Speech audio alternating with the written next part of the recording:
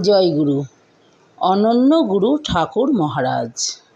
শ্রাবণী পূর্ণিমা দিবসে স্মরণ করি এক মহান পুরুষের আবির্ভাবক্ষণ, যে ক্ষণের অপেক্ষায় ধরিত্রীমাতা উদ্গ্রীব হয়ে প্রহর গুনছিলেন।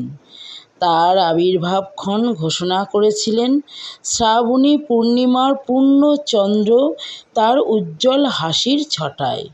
মহাকাশ থেকে মেদিনী ভরিয়ে দিলেন এই হাসির ঝলক প্রস্ফুটিত পদ্মের মতো। চণ্ডীমাতার পূজারী ভুবনমোহন চট্টোপাধ্যায় আনন্দে আত্মহারা। মা মানিকসুন্দরী এক অলৌকিক ভাবাবেশে বিহ্বল। প্রতিবেশীগণ শিশুটিকে দেখে মুগ্ধ চমৎকৃত হন। এ যেন এক টুকরো চাঁদ, অথবা বলা যায় পদ্মপ্রসূন। জগৎপতি জগৎগুরুর এক বিশেষ ইচ্ছায় পদ্মশিশুটি ধরায় এসেছিলেন, যার নাম নলিনী।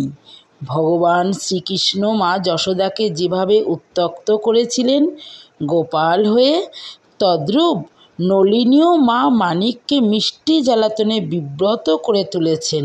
যেমন অপবিত্র স্থানে গিয়ে বসে থাকা, নোংরা স্থানে ছুটোছুটি করা।